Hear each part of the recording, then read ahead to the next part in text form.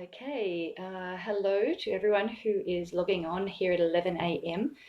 To the Little Sprouts Cairo and to my little talk about my top 10 tips for achieving a positive birth. And we just had a truck outside, but it's driven away, so hopefully the volume will be okay. Now, my understanding of a live is that I can just start talking and anyone who joins in gets to see the whole thing anyway. I think that's how Facebook does it. So I'm not going to worry about whether anyone's here yet. I'm just going to get started and you'll be able to catch up on it later. And I'm hoping to wind things up in about 20 minutes after I've said the top 10 tips. And then by then, hopefully some people can post even a question in the comments, and I'm happy to take some live questions. So my name's Natalie Meade and I am a local birth educator and doula, and we run the amazing Newcastle birth movement at Hamilton, where we're all about supporting pregnant women during their journey and to prepare and to have emotional support, and also post-birth we do some great things as well. All right, but I'm going to get started. So the top 10 tips towards having a positive birth. As a birth educator, when I'm asked to do that, I think in my head, oh, that'll be easy. And it's been like an amazing journey of working out which ones to prioritize and which order to do them in. So my family's sick of hearing about it, but I know I said to my son today, don't worry, pregnant women will actually be interested in this topic. So my top tip is to actually just be aware of your legal rights. So legally, all decision making is in the hands of you, the pregnant woman. Wherever your baby is inside your body is legally considered your body, and everything that ever happens to your body is completely your choice. Okay, even if your baby was suspected to be in severe demise, it would still always be your choice what interventions you want to happen to your own body. So this legal premise is based on the concept that there's no other person more invested in your baby than you, the mother. Even if language is used with you, such as you have to, or this is our policy, you can rephrase the discussion and say thank you to your caregivers for their ideas and their recommendations, and just let them know that now you will take all of this on board as you make your decision and your choice for what you want for your body and for your baby. There may be some things suggested to you that you've never even heard of or you're not sure of, and so this will be a great time in the conversation then to ask all about the benefits and the risks, because to know all the benefits and the risks is how you will make an informed decision about what you want. And, we recommend start by asking the benefits. This is the positives. This is why your care provider's talking to you about it. And this is great. You can stay open and friendly with your care team and work as a team with them. Then, of course, after you've chatted all about the benefits and all about the good reasons why it's being suggested to you, to make an informed choice, of course, you would then just ask some of the risks. Hopefully, you'll get to hear all of the risks, short and long term, so you can just make that decision for yourself. Please know that you can call the Newcastle Birth Movement on our phone number at any time if you're just tossing things up and you'd like a little bit more of a chat on a decision you're trying to make. We've got a really great library as well. Okay, so a nice summary for tip number 1 is your body, your baby, your choice. That's really well known in the birthy circles. Moving on to tip number 2. If a carer during your experience is not treating yourself or any of the members of your team with respect, you have the legal right to choose who is present at your birth, and you can refuse entry to that person. This is something that's not very well known, but you absolutely are allowed to go and just quietly say to another medical staff or another team member that you really feel uncomfortable, something's upsetting you, this is going to be affecting your hormones and your birth, and to please just have a change of staff. So those top 2 tips are really centered around the idea that no matter how your baby emerges from your body, no matter how your birth unfolds, women actually report it to be a positive experience if they felt they had control over their choices and they felt respected. Tip number 3, I guess the health of you and your baby is really important for your birth, because your baby even helps to kick its way through some of the birth and to sustain its energy for birth. So the health of you and your baby is actually really, really important, of course. And if I was going to say a top tip for that, even just 2 to 4 minutes of rigorous heart rate rising exercise each morning is just an amazing way to start your day. Whether you're pregnant or not, it just kickstarts the circulation, your insulin systems, your metabolisms, and put in a glass of warm water and lemon, and you'll fire up your liver and your detoxifying systems as well. It's easier said than done sometimes to get a bit of exercise, but if you're seeing it as just 2 to 4 minutes, then maybe it's much more doable in your schedule. And that 2 to 4 minutes, like the days I do that, just makes a huge difference to my whole day. Tip number 4. Okay. So we get a little bit of a funny backlash and a bit of an argument about birth planning, and I agree, birth can't be planned. It's going to unfold. It's an adventure. However, let yourself have your birth dreams and your birth hopes. So I've recently been saying to my classes, maybe see it as this: shoot for the stars. Wherever you're aiming at, that's your aim. So you're going to be going somewhere near there. Maybe you can even write out your birth dreams and your birth hopes, and they can be like your birth preferences. You can share them with your care providers and your supporters, and then they know what they're supporting you for. Okay, so for instance, maybe your birth dream might be a natural, physiological, smooth birth with no need for drugs or interventions. That could be you shooting for the stars. This type of birth, for instance, would have the least negative impact on you or your baby or your bodily tissues or risks of infection. It will also enhance your hormones for bonding and breastfeeding. So that would be shooting for the stars. Then, if your birth does not end up that way, you may end up bringing some tools and assistance in, but having your choice and control, knowing that it's your right to make your choices the whole way through, that birth can still feel very, very good and very, very positive. You gave it your all, and as you went along, sure, you just adapted and brought in and asked for the things you needed and wanted. Even if you're shooting for the stars, and you feel that your birth then fell short in a way that made you feel some disappointment or sadness, humans, we have this great capacity to allow ourselves to grieve something and to feel sad about something, and to be able to acknowledge that. So it's still okay if you're shooting for the stars and feel disappointed, because we do have the capacity to grieve a loss. That's something inside of us that we do have. Yeah, sure, in our society, sometimes our culture, we try and shy away from grief and loss. However, we actually do quite well at it. Maybe you'll want to seek out a little bit of support with a counsellor, or call us again. At the Newcastle Birth Movement, we're very, very happy to support women through grief and loss, and even birth traumas. So just know that the support is there. But if you're not shooting for the stars, the famous saying is, better to have loved and lost than to have never have loved at all. And so I apply that to birth. I see it as it's better to have that birth dream and to have dreamt big and to have hoped and to have aimed for a high goal to then have never let yourself dream or hope at all. So you can just say to people, I'm hoping for a natural physiological birth with no interventions if all goes smoothly and well. Of course, that might be your dream if all goes smoothly and well. You could have all sorts of other birth dreams. So, of course, I'm just leaning a little bit towards that now as we move through the tips. Okay, so I wanted these tips to relate to all women, but also just coming towards that ultimate goal, if that's what some women are listening would like. So we're up to tip 5. Now that you have a goal and you can get really, really serious about preparing yourself for birth. So birth is a very physical event as well as spiritual and emotional and mental. So tip 5 is all about the physical. Take your pelvic floor muscles really seriously. In older life, if you haven't got good recovered pelvic floor muscles, you can actually lead to feces incontinence, pooping your pants. So that's right, everyone listening. It's not just urinary incontinence that we need to be concerned about in the long term for our pelvic floor. So I say that, of course, so that you'll take those exercises very, very seriously.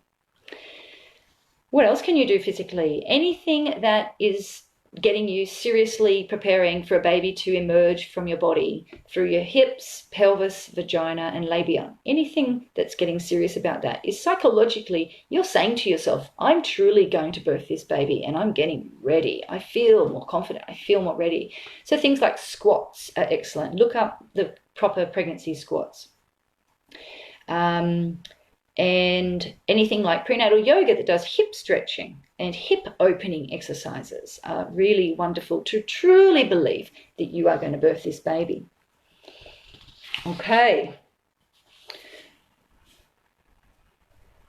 And walk, walk, walk. You know, what a wonderful, fantastic exercise that anyone can do, or swimming as well if you're even less abled. Okay, so when you're walking, I just want to make one little point. We've changed the way we walk in our Western culture. Women are kind of discouraged from looking too feminine and too sexy, so we get a bit judged for that. So it's interesting the effect that that's had on the way we walk. So I've noticed during my life, I did some belly dancing classes, and then I noticed how stiff I was walking. So when you're walking, practice this. Hold your belly button in a little bit towards your spine, and you'll feel that sort of lift you up internally for your pelvic floor. And just notice how that affects your walking, because as you walk like that, you just get this more of a hip sway. So I think that's a really beautiful walk to do, because you're really stepping into your feminine. So our feminine power is very much in that pelvic bowl. And when we sway our hips, we're really stepping into that feminine power. So as you're approaching birth, you want to be as woman as you can be, because there's nothing more woman than birthing a baby. Now onto the vagina or the labia area. I don't think there's any reason to try and massage the vagina or the perineum muscle, because that whole organ becomes very, very engorged with blood and with mucus for birth. It becomes a birth organ. So I don't think we really need to do any preparing, weeks in advance. However, I think it is a great idea to get really serious in your mind about you are going to allow a baby's head to emerge past that area. So the newborn's head is maybe about the size of your fist. So get serious about that. And you can do some exploring down there. You can stand with one leg up on a stool and put your thumb and press down on that perineum muscle, and you're looking there to see some stretching. You're looking there to see its capacity. You're noticing any burning or stretching feeling you feel. And you can even do a birth rehearsal. So you can deliberately stretch against that muscle until you feel the burn, and then just pause and then see what it feels like to do little panting, puffing breaths, and you're actually feeling that muscle relax, open more. So that's what we do when a baby's head is crowning. We say in our mind, the head is passing the perineum muscle, and I want it to relax, to allow that millimeter by millimeter gliding head to come past. So you can rehearse that. You can even get your partner to help you. It's a trust exercise. Again, I love that, because you're really saying to yourself very realistically, I truly am going to birth a baby through this part of my body. I'm going to allow it to happen. Okay, and of course, if you're listening to this through a chiro page, then you would know the importance of your nerve health. So all of the nerves of your entire body, including your pelvis and your birth path, run through your spine. And so you would know the importance of ensuring that you have all of that in good health. And that can be really advantageous. A lot of the pregnant women I work with who are very holistic and very naturally birth-minded go and see their chiro for some adjustments to ensure that they're in the optimum health for their nerve endings there, for that to really function well. Okay, we're up to tip number 6. How are we going for time? Yes, I think I'm halfway through. We're going really well. Okay, tip number 6, I suggest that you really see birth as the sexual event that it is. Okay, have a think about who you really want watching you and in the room with you for this sexual event. Hormones of love and trust, the oxytocin, will be flowing freely as your baby moves downwards to emerge from your sexual anatomy. I know as a society we really gloss over and haze over how significant this truly is, and how sacred and private and special this truly is. possibly a reason why so many women are staying very, very tense and having a lot of difficulty progressing in their labours in being watched, and perhaps who's in the room with them. It's okay to have a health professional. We all know they're used to it. But just start thinking about who you would really want there for this sexual event. So one of the local amazing midwives in this area who helps with home births she wrote me some tips for this talk, and one of her key tips was that birth is not a spectator sport.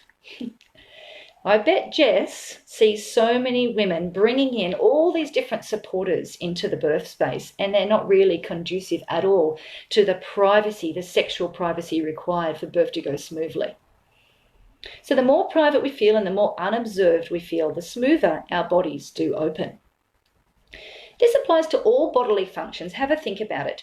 If you're going to go to the toilet to do a number 2, would you be asking people to come in with you to watch your number 2 emerging from your body and to hold your hand and assure you? Probably not. You would feel watched, and then you would feel waited on. And that is enough to close up our bodies.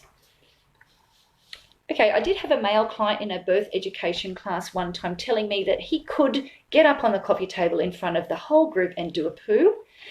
We did not ask him to prove that, and so I'll never know how true it was. But there might be some people that can physiologically relax their body to expel matter while being watched by a large crowd of strangers. One key element of opening up our bodies also is to feel safe. Women will hold their bodies tight until they are ready to allow the uterus, cervix to open, and then the vagina to open and the baby to emerge. Now, I know I really want to make a mention of how we're feeling in what I'm calling the COVID era, and the sudden changes to all of our lives and how we're coping. And I know that one of the saddest and most upsetting things that's happening with pregnant women is they're being told just one supporter. And this can feel like a real blow to their needs and their wishes and their wants. I just want to deeply acknowledge how upsetting I know this can feel for women, and also just their fear of where they feel safest to birth. And I just want you to know that my heart is there for each of you. And there's a really great support page called Supporting the Mama Toto, which is the mother-baby bond during this birth crisis. So please join that. I'll pop the link up soon on this page. Everyone's being really supportive all around Australia and the world of pregnant women. Because of these big changes in your life, you could be feeling very unsafe and scared and anxious. I guess I just need to acknowledge for these top 10 tips that birth must go on. Your baby is going to develop to full maturity, and your baby is going to be expelled by your body, and you are going to birth your baby, no matter where, who with, or how. I guess it's a time in life where a pregnant woman can truly, truly assess what does she actually need for safety. I know there's a lot of things we want, but what do you need? And on a very basic and survival level, it's interesting that our biggest flight or fight adrenaline fear response came from predators. So in modern Western society, we actually do have the advantage of being able to birth with 4 walls and a door, very secure and safe setting. Add to that you can have an experienced birth worker with you who is qualified and trained for any anomalies that may arise, any rare circumstance where you need assistance. And you really do have your necessities, your basic needs for safety. So the good news is this means that once a pregnant woman nests in to an environment, she can connect with her birth carer, feel secure in the 4 walls and the door, and her labour can establish and unfold well. In fact, many women birth very well alone if the circumstances arise by necessity, because she can feel so safe in that built environment that keeps her safe from predators. So with the conditions of privacy, being unhindered, being unwatched, and being unwaited on, birth does unfold automatically, whether the woman wants it to or not. It is coming. Might as well enjoy it and greet it with willingness. So what can you plan right now with your birth team to shape these ideal conditions? How can you get a situation where even your own romantic partner or the partner you're sharing this child with is going to not observe you and not watch you? because of course they're going to be observing and watching you. They're loving you, they're caring for you, and they're looking forward to meeting the child. So this can be achieved in a hospital setting. So there are floor mattresses. I have slept on them before. Your partner can have a nap, relax, lie down if they understand, if you've talked in advance about how you want to have some chance to be unobserved. And you can jump into the warm shower and turn off the lights in the shower, and you can have this perfect formula for birth to unfold, where you're unwatched and unobserved and unhindered. Tip number 8. Sorry, that was a really long one. Tip number 8. Oh, sorry, we're up to tip number 7. I apologize, I changed the order. Tip number 7. Your uterus is made of muscle. It's also got blood vessels, of course, running through it, bringing blood to the placenta and oxygen to the muscles, but it's a muscular organ, and these muscles are automated. So you have, as the muscles of your uterus are expanding and contracting and doing their work, you have no control over them. Just like you have no control over your diaphragm as it breathes for you right now, and you have no control over your heart, those things will happen automatically. You can, so there is no good trying to control or fight against your contractions or your body birthing. Your body is doing hard work, and it's expelling your baby because your baby is ready, in most cases, of course. It is understandable, though, for a human that when an automated muscle suddenly begins to do something, it may take you by shock or surprise. It may even cause some pain because you're feeling tense against it. Okay, so what do you do when these conditions happen? Many people hold their breath. Okay, and you might not even realize you're doing it, but I really want you to get self-awareness of your breath every day now. Continually noticing your breath every chance you get. Okay. So it is actually your choice how you greet and meet each contraction that comes. And if you keep on breathing in and out for long breaths to the abdomen, you will cope better, you will feel more comfortable, and the muscles will do their work most effectively. All right, so that's kind of easier said than done. I know in my birth plan 12 years ago, I wrote down on my plan that I will take long, deep, relaxing breaths, and it was just a theory. But the truth is, when those contractions hit me, I was holding my breath. I was very tense. I was very tight. I had never done a good private birth education course all about these topics. I had never practiced breathing long, slow breaths with pain or with tension. I had never been self-aware of my breathing ever. So I had no birthing tools at all. All right, so the final end of that tip is it is just simply your choice if you breathe or don't breathe, but I strongly recommend that when that tightening is happening, that you do and you keep the breathing happening. Actually, I want you to be breathing, moving, and sounding. I want you to look like a wild cow or a wild walrus or any wild animal you choose. Maybe you'll just be an Amazon woman or a cave woman, but I really want to know and see that women are doing that. So Dr. Sarah Buckley is an expert in the hormones of birth and physiology of birth, and they have 3 tips: breathing, moving, sounding. Keep doing them in a rhythm, in a ritual, and you'll go into a beautiful trance and you will get through. Okay, that's the beautiful birth trance that comes naturally with the endorphins and the opioids that also come. Tip, running low on time, so I'm going to rush through. Got 3 more tips to go. Lost tip 8. I can't see any names of anyone coming up, so I apologize that I'm not greeting anyone. Tip 8. All right, so this is really important in the COVID era as well. No woman will ever be able to count on who her supporter is, because accidents can happen, sicknesses can happen, who knows what could ever happen. There is one fact and one thing I know for sure, and you can really take on board. When you birth your baby, you will be there and your baby will be there. That is the only fact that you know for sure. So given that extremely important fact, you need to focus now, get really focused now on you supporting you. You need to believe in yourself, find faith in the fact that millions of women have done this before you. Yeah? And really get into that sort of mindset. Have a really good look at what you really need for birth. Right? So if you suddenly birth at home alone as a surprise birth, what do you really need? You're going to need a baby, your muscular uterus. Your muscular uterus is going to need an opening, which it has, a cervix and a vagina, a birth path, and of course a hormone system to drive those contractions and to bring pain relief. So you have all of that already inside of you. You have everything you need to birth already.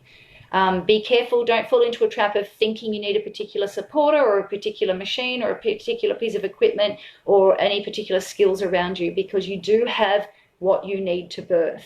With moving and breathing and sounding, you can even instinctually find the positions that will assist even an obstructed birth, which happened in my particular case.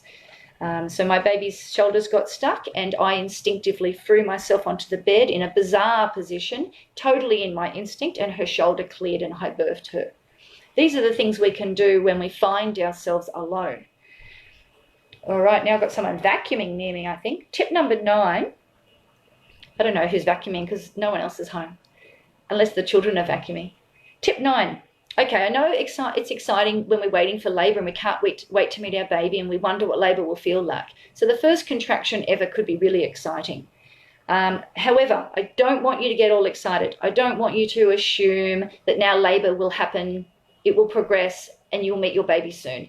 Because absolutely not. We don't talk about this enough. But labour can go on for anywhere between 3 whole days and nights up to 3 whole weeks. So women literally can be getting strong contractions every night for 3 weeks, thinking every night, this is the night. Okay, so we've got to really think about that then. What is labour doing to us? It's testing us. It's testing you. It's teaching you what you need to know as a mother. Patience, faith. I don't know where that noise is coming from. I hope it's not affecting the audio too much.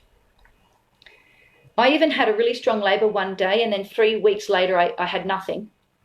And then I had about 3 days of labour. So these are all things you don't hear about much, but we call them pre-labour or practice labour. But I'm sorry, in my opinion, that's labour because the hormones are changing, and any hormone change to me is labour. So I love to congratulate women, even if they just have a good cry, or they get a bit of diarrhea, or they lose their mucus plug, or they have an early Braxton Hicks. I say, congratulations, your body's in labour. Yep. Tip number 10. I think I'm up to 10. So nothing can prepare you for the challenge of birth. Nothing. I can tell you it could be exceedingly painful or exceedingly intense, and it'll mean nothing to you until it's upon you. So some women experience birth as ecstatic and orgasmic. Most people, though, are going to have tension in their body. You won't even know it's there, just tension. And tension causes pain. If you can completely relax and go all floppy and make ecstatic noises, you may have an orgasmic ecstatic labour. But face it, this automated thing is happening to you. You're going to be a little bit tense. So accept that some pain's coming to you, and it's good, useful, physiological pain that's doing a good thing for you. So I call it, and other women agree, that it's called pain-azing. Pain that's amazing. I look forward to you all experiencing your pain-azing. All right. So the final tip 10, though, because you can't prepare for this challenge, is that when the chips are down, it's nice to have love all around you and people encouraging you. But the truth is, you are the only person who can really talk to yourself convincingly in your own head. Yeah, you'll take on the influence of trusted people around you, and if you have continuity of care or even a home birth midwife, you'll really listen strongly. But even no matter what they say, deep inside, it's you talking to you that will get you through. So some really simple birth affirmations are actually saying, yes, yes, yes. So as the contraction comes, you might be thinking, oh shit, no, no, no, and tensing your body. And I want you to turn it into welcoming the contraction and saying yes, yes, yes. You're giving it permission to happen. Your body is, you're going to allow it. You're going to allow it to do its work. And the other one is stay focused on what you're here for. Those contractions are opening up your cervix, which is the lower end of your uterus. You want that fully open so your baby can glide out. So open, open, open is another excellent birth affirmation to keep you focused on exactly what you're even there for. You're opening your body to allow your baby to go out. Your body's uterus muscles get very strong at the top and they push your baby out. They expel your baby out if you let your body open. I didn't get to touch on heaps of things, but these were actually my top 10 tips. I could have at least listed 100. And my final thing, so it's right on 11:30. The final thing I would say is birth is your rite of passage to become the mother that you are going to be to this child. So birth blessings to all of you who listen.